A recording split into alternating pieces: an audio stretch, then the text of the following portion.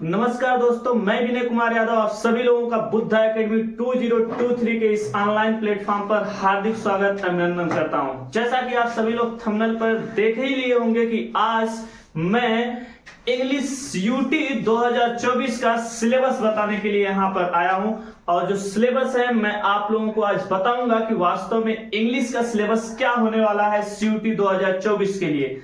आप सभी लोग इसके लिए बहुत ही बेसब्री से इंतजार कर रहे थे कि सीयूटी 2024 का सिलेबस बता दीजिए और बहुत से बच्चों का कमेंट आया, व्हाट्सएप मैसेज आया, पर्सनली कॉल आया। तो इसी पे हम लोग विचार करके जो है कि आज सीयूटी का सिलेबस बताने के लिए, विशेषकर इंग्लिश का सिलेबस बताने के लिए मैं यहाँ पर आया हूँ। आज हम आपको बताने वाले हैं कि वास्तव में इंग्लिश में सीयूटी जो एनटीए है वो एग्जाम कराती है तो किस प्रकार का क्वेश्चन और कैसा क्वेश्चन पूछेगी, कहां से सिलेबस होने वाला है, अपने वेबसाइट पर वो खुद अपलोड कर रखी है। उसी सिलेबस को मैं आज आप लोगों के सामने प्रकट करने वाला हूं। ध्यान दीजिए, इंग्लिश का सिलेबस एक लैंग्वेज है। लैंग्वेज में ग्रामर कहीं से भी पूछ सकता है, कोई निर्धारित नहीं है, लेकिन फिर भी कहां से पूछेगा, कितना पूछ सकता है, उसके बारे में चर्चा करने के लिए मैं आज यहां पर आ गया हूं और आज हम बता रहे हैं आप लोगों को कि कहां से कितना सिलेबस पूछ सकता है और क्या सिलेबस होगा इस सीयूटी का। तो ध्यान दीजिए, सबसे पहले तो आप देख ही रहे हैं सीयूटी 2024 इंग्लिश लैंग्वेज सिलेबस। ये जो मैं PYQ लिखा हूं इस पे अभी ध्यान मत दीजिए। PYQ सिर्फ इसीलिए लिख दिया हूं क्योंकि आप सभी लोगों को ज्यादा से ज्यादा क्वेश्चंस मिलेंगे PYQ से और PYQ ही सॉल्व करना होगा। अब आप ध्यान से देखिए, सबसे पहले यहां पे लिखा गया है कि 50 क्वेश्चंस आउट ऑफ 40, यानी कि 50 क्वेश्चंस आपको दिए जाएंगे जिसमें से 40 क्वेश्चंस आपको सॉल्व करने होंगे और उन 40 क्वेश्चंस को आपको अटेंड करने होंगे। और वो 40 क्वेश्चन कहां से पूछे जाएंगे ये आपको यहां पे बताया गया है। मैं अभी एक एक करके आपसे बता दे रहा हूं। सबसे पहला जो क्वेश्चन आता है, मैं आपको बता दूं कि सबसे पहला क्वेश्चन जो आता है वो आता है रीडिंग कॉम्प्रिहेंशन से। रीडिंग कॉम्प्रिहेंशन से अनसीन पैसेज आता है और जो अनसीन पैसेज की संख्या होती है वो होती है 3। मैक्सिमम 3 अनसीन पैसेज पूछे जाएंगे। अब मैं आपसे बता दूं कि इसमें जो क्वेश्चन को सॉल्व करने की टाइमिंग होगी वो 45 मिनट ही आपको मिलेगी। 40 क्वेश्चंस को आपको 45 मिनट में ही सॉल्व करना होगा। 3 अनसीन पैसेज आपको मैक्सिमम दिए जाएंगे, कम हो सकते हैं, ज्यादा नहीं, 3 अनसीन पैसेज दिए जाएंगे। और अनसीन पैसेज वास्तव में आपको बता दूं कई प्रकार के पैसेज होते हैं, लेकिन जो आपसे पैसेज पूछा जाएगा वो या तो फैक्चुअल होगा, मेरे कहने का मतलब फैक्चुअल हो सकता है, नैरेटिव हो सकता है और लिटरेरी हो सकता है। फैक्चुअल पैसेज आपसे पूछा जाएगा, नैरेटिव पैसेज आपसे पूछा जाएगा और लिटरेरी पैसेज आपसे पूछा जाएगा। फैक्चुअल मतलब किसी तथ्य के आधार पे कोई बात कही गई रही होगी, कोई चीजें लिखी गई रही होंगी, वो चीजें आपसे पूछ ली जाएंगी। नैरेटिव मतलब कोई वार्तालाप या कोई भी बात कही गई होगी किसी के द्वारा, उसका कोई पैसेज बना करके पूछ लिया जाएगा, उससे क्वेश्चंस आपसे किया जाएगा। और लिटरेरी से जो है कि क्वेश्चन आ सकते हैं, मतलब साहित्यिक कोई लेख किसी लेखक का हो उससे जो है कि क्वेश्चंस आ सकते हैं। अब मैं आपको बता दूं, ध्यान से सुनिएगा, ये 3 पैसेज आता है और एक पैसेज से 5 क्वेश्चन पूछा जाता है, यानी कि 15 क्वेश्चंस निर्धारित हैं कि आपके सिर्फ और सिर्फ किससे पूछे जाएंगे, पैसेज से पूछे जाएंगे, अनसीन पैसेज से। अगला मैं आपको बता दूं कि जो अगला टॉपिक है वो है हमारा वर्बल एबिलिटी।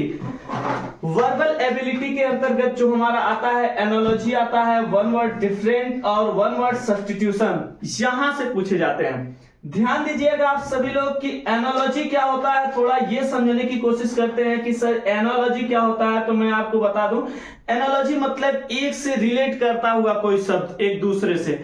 जैसे मैं आपको बता दूं कि अगर कोई, जैसे मान लीजिए कि एक तोता का नाम लेता हूं, तो अगर कहेगा कि तोता पक्षी है तो आप बताइए कि आदमी जो है, आदमी यानी कि मनुष्य, आदमी जो है वो क्या चीज है, तो ये आपको खाली स्थान देगा और वहां पे आपको बताना होगा। इस प्रकार से एनालॉजी के क्वेश्चन पूछे जा सकते हैं। ध्यान दीजिएगा, एनालॉजी से भी क्वेश्चन पूछा जाएगा, करीब 2 या 3 क्वेश्चन इससे पूछे जा सकते हैं। वन वर्ड डिफरेंट जो है इससे क्वेश्चन पूछा जाता है। वन वर्ड डिफरेंट क्या होता है, ये बात हम थोड़ा समझने की कोशिश करते हैं। ध्यान दीजिए, वन वर्ड डिफरेंट मतलब 4 शब्द आपको दिए जाएंगे ऑप्शंस में, और उन चारों शब्द में से एक ऐसा वर्ड होगा जो 3 से मिलता जुलता नहीं होगा, वो डिफरेंट दिखाई देगा। उसको पहचान करके आपको जो है कि लिखना है वहां पे, that is called one word difference, यानी कि वन वर्ड डिफरेंट आपसे पूछा जाएगा। बाकी आप सभी लोग ध्यान दिए होंगे, वन वर्ड सब्स्टिट्यूशन इंटर में आप जरूर पढ़े होंगे। ध्यान दीजिए, वन वर्ड सब्स्टिट्यूशन जो होता है, यानी कि कई शब्द होगा, उन शब्दों का एक वर्ड में जो है कि आपको जवाब देना होगा। बहुत से शब्द होंगे, ध्यान दीजिए, जैसे हिंदी में जो सभी चीज जानता हो उसे क्या कहते हैं, सर्वज्ञ कहते हैं। वैसे इंग्लिश में पूछा जाएगा, ध्यान दीजिएगा आप सभी लोग, वन वर्ड सब्स्टिट्यूशन पूछा जाएगा। अब मैं आपको बता दूं कि अगला जो हमारा पैसेज, अगला जो हमारा टॉपिक होने वाला है वो है रीअरेंजिंग द पार्ट्स, यानी कि एक सेंटेंस दिए रहेंगे, उस सेंटेंस में आपको बता दूं कि अलग अलग पार्ट में तोड़ ओड़ करके दे दिए गए रहेंगे, इधर उधर करके लिखा गया रहेगा, उसको अरेंज करना होगा, या फिर कई सेंटेंस दिए होंगे उसको सीक्वेंस से लिखना होगा। ऐसे क्वेश्चंस आपसे सीयूटी में पूछे जा सकते हैं और पूछे जाते हैं, जा कह सकते हैं। करीब 2 से 3 क्वेश्चन यहां से पूछा जाता है, यहां से भी 2 से 3 क्वेश्चन आसपास पूछा जाता है, और यहां से भी करीब 2 क्वेश्चन पूछा जाता है। ध्यान दीजिए, अगला जो सेंटेंस आने वाला है, अगला जो हमारा क्वेश्चन आने वाला है वो है choosing the correct words. Choosing the correct words, यानी कि करेक्ट वर्ड को आपको चुनना होगा। एक सेंटेंस दे देगा, उस सेंटेंस में कहेगा कि इसमें से नाउन पहचानो, प्रोनाउन पहचानो, वर्ब, एडवर्ब, मतलब कोई भी चीज पूछ सकता है, और करेक्ट वर्ड जो होगा उसी को पॉइंट आउट करना, उसी को चूज करना है। ये टॉपिक आता है चूजिंग द करेक्ट वर्ड से। इससे भी करीब 2 से 3 क्वेश्चन आपके सीयूटी के एग्जाम में पूछ लिए जाते हैं और पूछे जाएंगे, पीवाईक्यू आप देख लीजिएगा। ध्यान दीजिए, सिनोनिम्स, एंटोनिम्स बहुत ज्यादा इंपॉर्टेंट है, बहुत ज्यादा इंपॉर्टेंट है। जिस प्रकार से वन वर्ड सब्स्टिट्यूशन है, वन वर्ड डिफरेंट है, उसी प्रकार से सिनोनिम्स और एंटोनिम्स भी बहुत ज्यादा इंपॉर्टेंट टॉपिक है। इसको आप लोग दिमाग में रखिएगा। इससे भी 2 से 3 क्वेश्चन पूछे जाते हैं, आप लोग थोड़ा बढ़िया से पढ़िएगा। ध्यान दीजिए, सिनोनिम्स एंटोनिम्स बहुत ज्यादा होते हैं, तो बहुत ज्यादा आपको नहीं पढ़ना है, आपको पीवाईक्यू ज्यादातर देखना है, और इन्हीं के माध्यम से ज्यादातर क्वेश्चंस यहां से पूछ लिए जाएंगे, क्योंकि अक्सर बहुत सारे ऐसे एग्जाम होते हैं जो अपने ही क्वेश्चंस को रिपीट करते हैं। तो हो सकता है कि ये भी रिपीट करे, तो पीवाईक्यू को सॉल्व करना बहुत ज्यादा जरूरी है। ध्यान दीजिए, इसके बाद ओकैब से हमारा क्वेश्चन पूछेगा। अब आपके माइंड में इंटर में पढ़ाया गया होगा कि ओकैब ही एंटोनिम्स सिनोनिम्स के अंतर्गत आता है, और जो है कि वन वर्ड सब्स्टिट्यूशन ये सब ओकैब के ही अंतर्गत आता है, एंटोनिम्स सिनोनिम्स ओकैब के ही अंतर्गत आता है। तो इसमें और क्या पूछ सकता है, तो ध्यान दीजिए, इसमें किसी चीज की मीनिंग पूछ सकती है, या फिर कोई अन्य चीजें किसी से किसी भी वर्ड का अर्थ पूछ सकता है, फ्रेज दे सकता है, उसका मतलब पूछ सकता है। मतलब ओकैब में कुछ और भी चीजें आती हैं जिन्हें पूछा जा सकता है। ध्यान दीजिएगा, कहीं होमोफोन्स मैंने नहीं लिखा, लेकिन हो सकता है ओकैब के अंतर्गत होमोफोन्स भी आता है, आ सकता है। कोई जरूरी नहीं है कि जितना लिखा वही है, सिलेबस है, लैंग्वेज है, लैंग्वेज का ग्रामर कहीं से भी सीयूटी पूछ सकता है जो आप इंटर में पढ़े हुए हैं। ध्यान दीजिए, नरेशन, इसे 2 या 3 क्वेश्चन तो इससे आते हैं ओकैब से। ये जो नरेशन है हमारा, नरेशन यानी कि आज पढ़े हैं इसके बारे में बहुत अच्छी तरीके से, डायरेक्ट इनडायरेक्ट, इससे क्वेश्चंस हमेशा आते हैं। आप कोई भी प्रीवियस ईयर क्वेश्चन पेपर उठाएंगे उसमें पाएंगे 2 से 3 क्वेश्चन हमेशा आते हैं, और बहुत ज्यादा कठिन नहीं होता। हम सभी लोग यहाँ पे हैं, मैं हूं, इसकी तैयारी करवाने वाले हैं, जितनी भी चीजें, इन सभी चीजें की तैयारी करवाने वाले हैं। तो ये बुद्धा एकेडमी टीम जो है आपके साथ हमेशा तैयार है, कदम से कदम मिला के चलने वाली है। ध्यान दीजिए, नरेशन से डायरेक्ट इनडायरेक्ट से आपका 2 से 3 क्वेश्चन पूछेगा, और वॉइस से भी करीब 2 से 3 क्वेश्चन पूछेगा, यानी कि एक्टिव वॉइस से पैसिव वॉइस में जो चेंज करना रहता है, जो डायरेक्ट से इनडायरेक्ट में चेंज करना रहता है। ये हमारे जो है कि सिलेबस है। ध्यान दीजिए, मैं फिर से बता दे रहा हूं कि आपका इंग्लिश लैंग्वेज का जो सिलेबस होगा उसमें जो है कि आपको 50 क्वेश्चन दिए जाएंगे, 40 क्वेश्चन आपको सॉल्व करना होगा। टाइमिंग आपको 45 मिनट दी जाएगी 40 क्वेश्चन को सॉल्व करने के लिए। सबसे पहला रीडिंग कंप्रीहेंशन अनसीन पैसेज से रहेगा, जिसमें से मैक्सिमम 3 पैसेज पूछ सकते हैं, फैक्चुअल, नैरेटिव और लिटरेरी करके 3 पैसेज पूछ सकते हैं। अगला जो हमारा आएगा वर्बल एबिलिटी, इसके अंतर्गत आता है एनालॉजी, वन वर्ड डिफरेंट और वन वर्ड सब्स्टिट्यूशन। बहुत ज्यादा इंपॉर्टेंट है, ये हमेशा पूछा जाता है, तो इस पे ज्यादातर ध्यान दीजिएगा आप सभी लोग।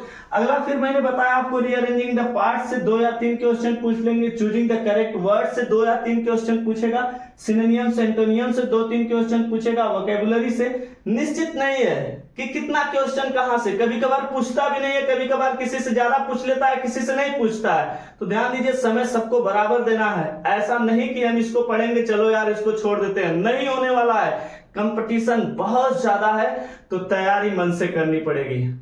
तो इस बात को दिमाग में रखिएगा, पूरा जी जान लगा देना होगा सीयूटी में एडमिशन लेने के लिए। आपको मान के चलना है कि एक सीट आपकी पक्की है, एक सीट तो आपकी पक्की होनी चाहिए इसमें से, क्योंकि आपको एक सीट कवर करना है तो करना है, जिस भी यूनिवर्सिटी को आप टारगेट कर रहे हो।